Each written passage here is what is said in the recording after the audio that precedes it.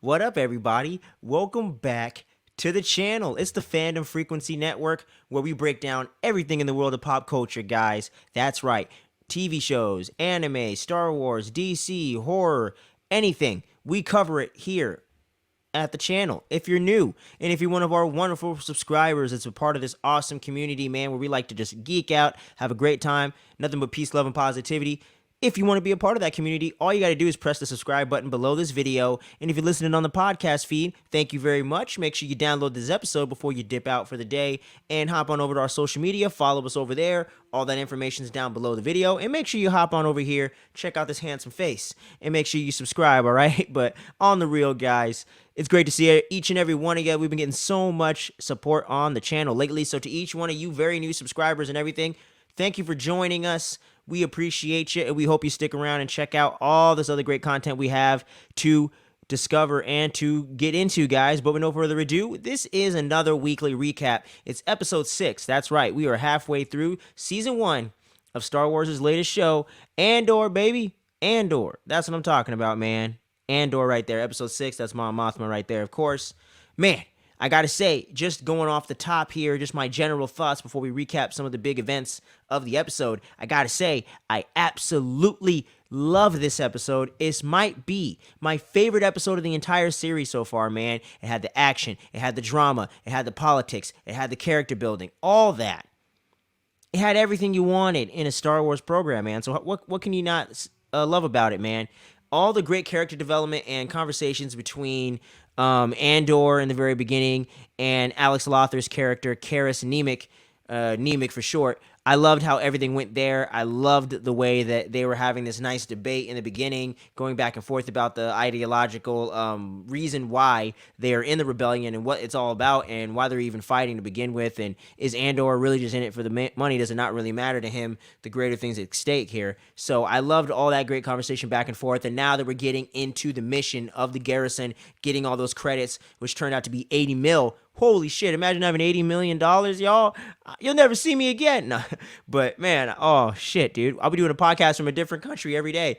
Like, they're about to come up, man, and they are about to achieve the mission.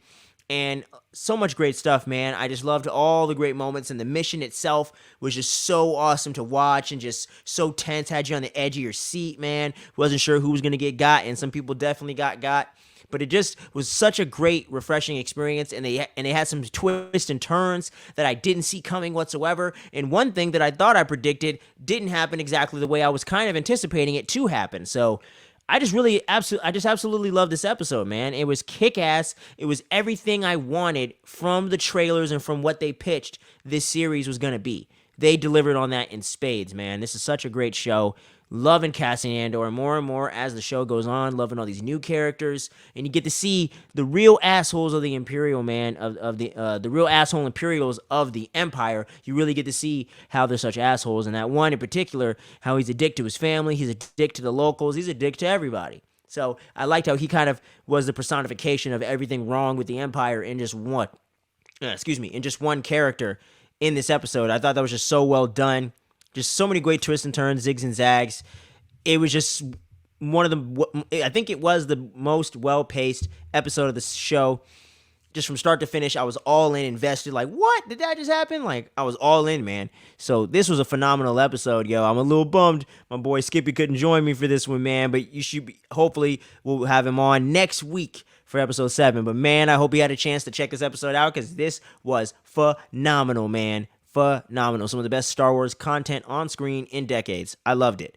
It's amazing, man. It was an amazing episode. But getting into some of that nitty-gritty details, man, as I mentioned earlier in some of my positives and my overall take on the episode, you do get that conversation between Nemik and Andor at first, talking about his manifesto and things like that, and the whole kind of ideological reason of why he's even, or the whole philosophical reason of why he's doing what he's doing and what the greater implications of the rebellion are for the galaxy at large and just trying to take down the Empire, you know? And Andor says, like, do I look proud? Like, do I look content? Like, no. I just don't want to get into some big political fight with the Empire. I want to come up, stick it to him, and get the fuck on the road. And get on down the road. You know what I mean? So I loved how Cassian just really plays into what we know of the character to be established from Rogue One and these first 5 episodes. I just love the way that they just stay so consistent with his character, and Diego Luna does such a great job with his performance of making himself seem likable, but at the same time, a little bit on edge, a little bit paranoid, doesn't necessarily trust everyone around him. So I really dug all that and loved the interactions between him and Nemec. And Nemec is quickly becoming one of my favorite characters of the series.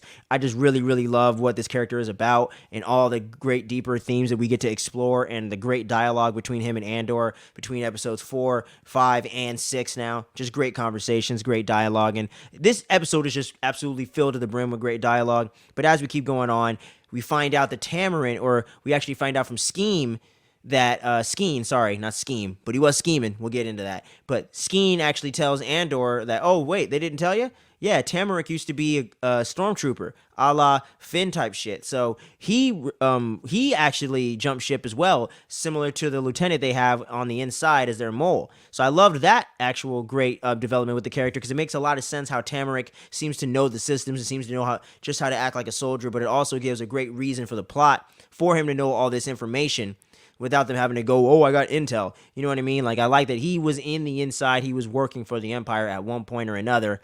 So he knows the deal. You know what I mean? So he knows exactly what is going on and everything that's going down with that. And absolutely loved getting to learn a little bit more information about his character as well. And then we meet up with those Imperials and stuff like that, talking with the lieutenant.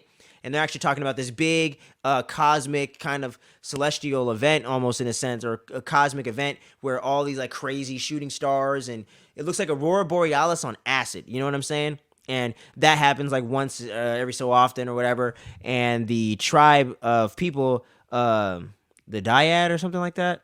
I know I said it wrong. I'm going to have to look that up later. But there's like these natives that live there that they've been trying to drive out. The Empire's been driving out and decreasing their numbers over time, where they had thousands and now they only have hundreds. So that shows you just how fucked up the Empire can really be on a ground level right there. But they're waiting for this big thing called the Eye. All the Imperial soldiers and workers are waiting to see this thing. And our group, our rebels, are going to take advantage of this situation when everyone's distracted, when the power is a little wonky, when things aren't quite as they usually are, and they can make a very quick, distracted, crazy escape, which they end up doing later on, because Andor can fly that shit, baby. But before we get there, it's cool to really just see them getting into character, in a sense, getting the costumes, getting the gear, the costumes, whatever, and infiltrating the Empire and acting like soldiers. And it's so cool to see the way that they set this all up. And I liked how Vel, kind of the leader of this group and of this mission, I like how Vel and Cinta, they kind of go off on do their own thing, and they're kind of going in another direction, and they're all kind of meeting and converging at the vault, and they're going to go get all those damn credits. So I love the way that all goes down, and the intensity of the episode just keeps ratcheting up. Like, they just keep ratcheting up the tension as it goes along, and they do such a great job with that. And as they're doing so, they finally get on in there. They take the Imperial and his family hostage, and now the shit is on, you know what I'm saying? So as they're making the way to do that, as they catch up with the Imperial and take him hostage, the other lieutenant is making sure that some of the other guards go down the hill, go check out the Eye, go do your thing, and all that stuff. And beforehand of that, or actually I jumped ahead a little bit, but before that, we actually do get to spend some time with that Imperial dude, and we get to meet his family briefly real quick. And this dude's just a straight up asshole. Like, his kid's like, dude, Dad, I don't feel well, And he's like, well, fuck off. You're going to the event tonight because I want you to. And he's like, this kid's always sick. Like, he's just such a douche, man. The mom's like, dude, like, what if he's actually ill, man? But this guy doesn't care. It's all about the glory of the Empire and all this shit. So you just know this guy's a grade A asshole. And they're setting that up for later. But yeah, once our troops start infiltrating and marching along with the troops, get to this garrison, and now they're going to infiltrate that vault. They take this Imperial hostage as they're coming in, escorting him into this little garrison thing or whatever. And then they take him hostage, and now the mission's moving, and it's on. So the other lieutenant, he's going to distract the people, make sure they don't come up the hill, and then he's going to make his way around to check in with them later to see how the mission is going. But now they're on the move, taking other Imperials hostage, making sure people get off the comms, don't be sending in any signals, don't be trying to radio anybody, get away from the console or I'll shoot your face off. Like, motherfuckers ain't playing. Like, they're trying to get this mission done quick, fast, and in a hurry. You know what I'm saying? All the above. So they're moving, trying to get these Imperial guys like, hey, get the shit. All right, get in the vault. All right, open the vault. All right, get the money. And they're like, hurry up, go. and they're just going, man. And yeah, so they're all and they're in the middle of the mission, man, and the tension is ratcheting up as some of the other Imperial people in the communication, like the comms and everything, they start to catch on that a lot of the other what's the word, man? A lot of the other channels. There you go. I don't know why I was having such a hard time with that. But all the other channels are jammed and they can't get through except for one particular one. And they're like, oh shit. And that's the one that Cinta, Vel, and everyone's using to communicate back and forth between the different posts and positions they are in at the moment. And then Vel and Cinta end up shooting up some dudes, and then they converge and make their way over to the vault as well to help out with the heist. And then the heist continues to keep moving. But the Imperials are also starting to catch on to what is happening. So as these Imperials are starting to catch on, and one dude is actually starting to get into the comms, and he's starting to actually infiltrate and overhear a conversation between Cinta and Nemec, and him telling Cinta, hey, we're all good up here. We're at the vault. We're about to get this shit. We got the money. We're moving. We're rolling. Make sure you get over here and rendezvous with us so we can get the hell out of here. And this guy overhears it, and he's like, oh, shit. Something's afoot. I knew it. And then he goes to gather the troops. And while they're gathering the troops, they're still in the middle trying to get those credits. The lieutenant shows up. And then the other Imperial asshole general guy, he's like, you fucking traitor. You ought to hang for this shit. And he's like, well, working for you for 7 years, I deserve a hell of a lot worse. So that don't sound bad to me, homie. Sounds like a walk in the park. So, let me actually get his name, man. I keep saying Lieutenant, but Lieutenant Gorn, there you go. I kept wanting to call him Corn, I swear. But Lieutenant Gorn is like, yeah, fuck off, dude. I deserve a lot worse. I don't give a shit. You're coming down with me, son. You're coming down with me. But as they progress, and he's like, damn, we only got 2 minutes left, y'all. Come on. We got to get these motherfucking credits and get on the road if we want to get out of here. I didn't do this shit for nothing. And, harkening back to the previous episodes, he's ultimately a traitor of the Empire because they killed his woman and fucked him over. So with all that, when you take away somebody's love right there, that'll get the vengeance going. So he's jumped ship. He's officially shown his face and shown that I don't give a shit. We're getting this going. But by the time these other Imperial troops catch up to what's going on and they actually start making their way into this vault, then the Lieutenant Gorn is trying to be like, oh yeah, this is a classified mission. You're not supposed to be here. Get the fuck out. Tell him, dude. And then the general's like, nah, bruh. Oh no, the general just dies of like a heart attack or something. And I was like, oh shit, dude. That was shocking. You would think somebody was going to shoot him or something. So I liked how he just died of human causes. Like, that was just something really different, especially for something like Star Wars. So that was kind of cool. But, or not cool, but you know what I'm saying. It was interesting. So he ends up having a heart attack and shit. So that takes care of him. So they kept their word. They didn't shoot anybody, see? Until they started shooting at them. And then Nemec and Tamarin, and Cameron. Tamarin. Skeen and Val and everybody there, and Andor, of course, our boy Cassian. They're over there, trying to take cover, trying to shoot these other guys and make sure they can get their way to this machine, to this freighter, so that way Andor can take it and get it up in the sky because he's the only one that knows how. And once Andor, he gets some cover from Nemec, makes his way into there, but one of the Imperials decides to start trying to actually do something about it. He sneaks in right behind Andor and tries to get him in a Nelson almost, in a sense. You know what I'm saying? And then Andor ends up pulling his blaster out, but then he uses his leg to push himself back off the console, so the guy falls down, and he can kind of try to get free and break his hold, but to no avail. The guy still got him in the Nelson on the ground there. And then Nemec comes in with one of the most clutch shot of the entire episode. He shoots the dude in the back, who's actually below Andor, holding him like this in like a sleeper hold. So he's got Andor like that. Andor's laying on top of him. And Nemec shoots the other dude in the back without hitting Andor. I was like, yo, MVP of the episode right there. Nemec, love this kid. And then Andor can get his way to the console so that way he can try to get this damn ship out of here so they can get up and moving out of there. So as he's doing that, Tamarin needs covers because he's trying to get over there as well so they can all make their way into the ship, into the freighter. But unfortunately, he asked Nemec to, Tamarin asked Skeen to give him cover so he can get over there, but Skeen is in the line of fire and can get shot himself, so he backs away and gets cover as opposed to covering Tamarin, and then Tamarin gets shot in the chest, I believe, and he dies on the spot. So that's one man down right there.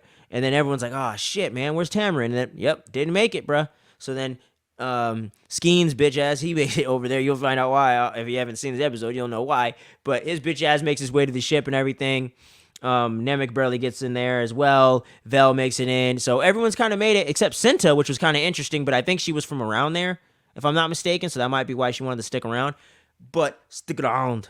But yeah. So they're all about to take off and everything like that. Andor can get the ship off the ground, and as he does so, they have a whole big ass like crate of credits, right? Like imagine like a crate of money like you see in movies or like in the bank or some shit, right? Or like at the Federal Reserve or something. That as they take the ship takes off, right? So it's gonna fall backwards, and they took off like really fast, and it all came back and crashed onto Nemec and crushes him, and ends up kind of like somewhat paralyzing him or something. But it crushes him somewhere in his torso, kind of almost waist area. He can't move. He can't get up. So Vel and Skeen are helping him up or whatever. And then Andor's like, yo, I need the coordinates. I need some numbers, motherfuckers. I'm flying blind here. They're like, hold on, bro. Kid's dying back here. Give me a minute. And he's like, shit, dude. They're on our ass. They're hot on our trail. I need some motherfucking numbers, y'all. And they're like, hold on, dude. I'm trying to give him some medicine. Hold on. And then she gives him the injection or whatever, and I was like, oh, that's pretty cool. I don't think we've ever seen something like that exactly in the Star Wars lore, so that was pretty cool. But then she gives him the shot or whatever. It's almost like adrenaline medicine sort of vibe. Then he uses the little tracking device thing to give him the coordinates of how to move so they can get the hell through the eye and get the hell off the planet. So he's giving him the directions like dive, rise, or rise, whatever the fuck.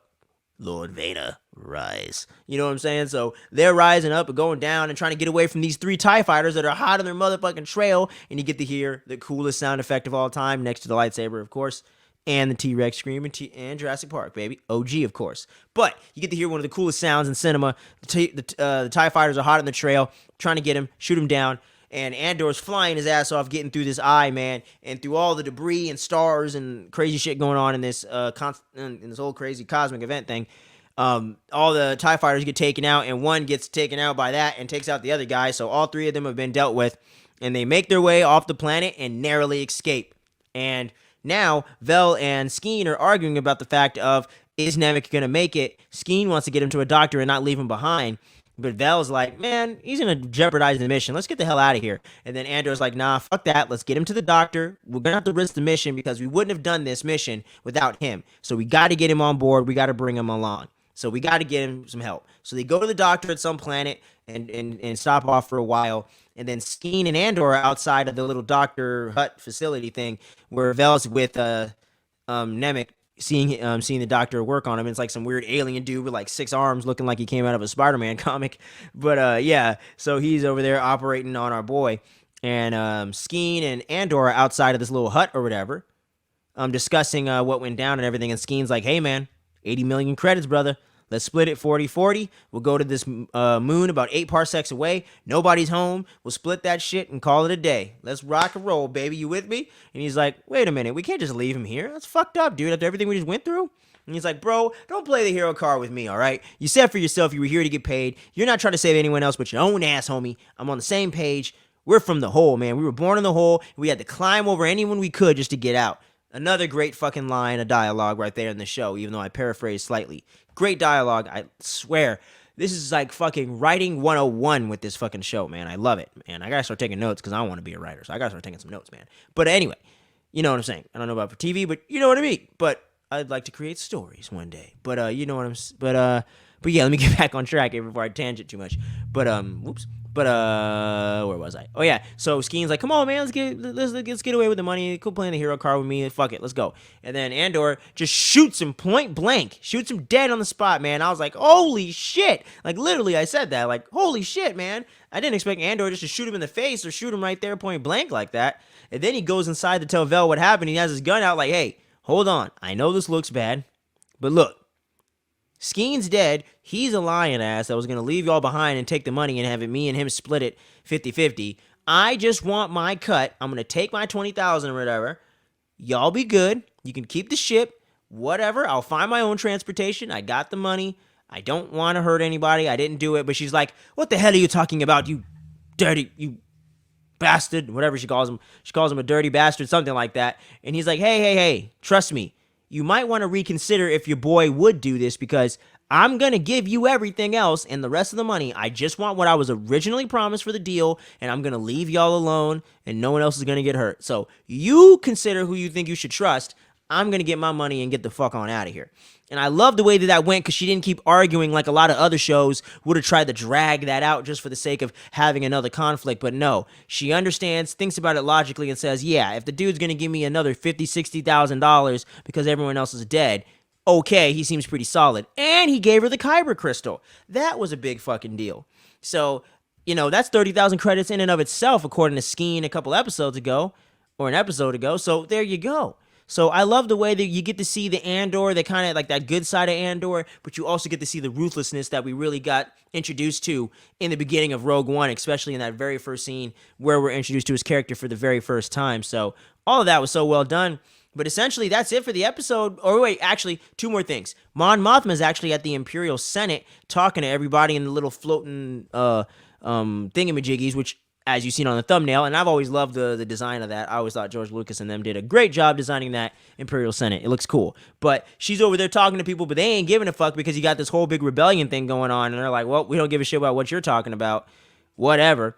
And then she's like, oh, fuck, what happened now? And then you jump over to Luthen, where he's back on his home planet at his little pawn shop or art shop, gallery thing, whatever. And some dude's like, oh, hey, some rebels were over there on this planet and pulled off some kind of heist or something. You got anything from that planet? From the Handi or the Dondi? I think it's the Dondi. Do you have any artifacts from the Dondi, man? Apparently they were over there on that planet. Some rebels got away with some shit. And he's like, oh, yeah, I'll go check for you, dude. And the guy's like, well, I was just joking, dude. Hey, I was joking.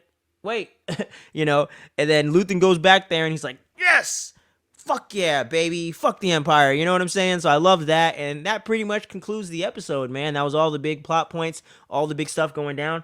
That was the big mission. It's going to be interesting to see how Andor is going to get back involved with the Empire. With the Rebellion, for one. Number 2, are we going to see Vel or Cinta again? Number 3, what's going to happen with Mon Mothma and her and Andor are going to be crossing paths, because other than a few key shots, we've pretty much seen all the footage from the trailers in these first 6 episodes. So it's going to be really interesting to see out of these 6 what we're gonna see from here, because the only other thing we know about that's coming down the line is Saw Gerrera. He's the only character, a really kind of plot point type thing that we know about that hasn't been introduced in the series yet. So going to be interesting to see where all that goes and how they introduce him into the series. And it's going to be great to see our boy Forrest Whitaker back up in the Star Wars universe in live action form. Going to be awesome to see them bridge that gap for Rogue One, where he's not all Darth Vadered out with Boogaloo, you know what I mean, with the weird aliens and shit. So it's going to be interesting to see what he's up to and what his little cell of rebellion is doing and what kind of crazy radical shit they're going to be trying to pull. But it's going to be awesome to see where the show goes, man. But I absolutely love this series. It is everything I wanted out of the show. Bit of a slow start. I really enjoyed the first 3 episodes. 2 dragged a bit for me, but it really set up episode 3, and episode 3 delivered in spades. Episode 4 to me, I thought was still pretty good, but I thought was kind of repetitive with everyone not trusting each other and all that. But episodes 5 and 6 have been absolutely electric. I am really, really starting to love this show, and I thoroughly enjoy it, but I'm really starting to love this series now. And it is starting to match exactly what I was hoping it would be, just in tone, in the vibe, and everything like that. But they're doing such a great job at really fleshing out the rebellion, fleshing out the Empire especially, and really showing that different, more gritty, more realistic, grounded side of Star Wars in a way that I never thought could be done quite as well as it is in this kind of format. So it's really dope. I want to hear from y'all, though. Let me know what you thought about this latest episode down below in the comments. And I also want to know what you think about the show in general. Is it working for you? Is it not quite hitting right? You let me know what you think about this series. I would love to get into a great discussion with all of you. We were getting some really fun discussions over there about Terrifier 2 and Hellraiser, the latest reboot, if you will. But yeah, we got a lot of spooky season content dropping on the channel all month long for October. We're going to have horror goodness coming at you every single week, almost every day. So make sure you stay subscribed and you do that bell button, man. Hashtag more cowbell, so you don't miss a single dose of the fandom dopeness in your feed every single day, every single week. All 365, baby. We're going to keep this thing rolling. Once again, big shout out to all you subscribers that have joined the channel recently. We love and appreciate every one of you. And we can't wait to get into more discussions with y'all. And as we continue to grow the channel, we want you to grow with us. And we're going to keep growing this community, guys, because that's what it's all about. Positivity and community. So let's make sure we keep that train rolling. And like I mentioned before, She-Hulk finale is gonna be mañana. We're gonna do our recap / review on Friday. Me and my boy Skips are gonna link up again, so you're gonna get the dynamic duo doing another recap, and then we're gonna have my boy back on for Andor and House of the Dragon next week. We got a lot of great stuff coming. Don't be sleeping on Halloween Ends this weekend, y'all. Michael Myers back up in theaters. It's gonna be fun. It's gonna be fun checking that out. So until then, y'all, make sure you stay tuned. You don't sleep. Much love. Peace out.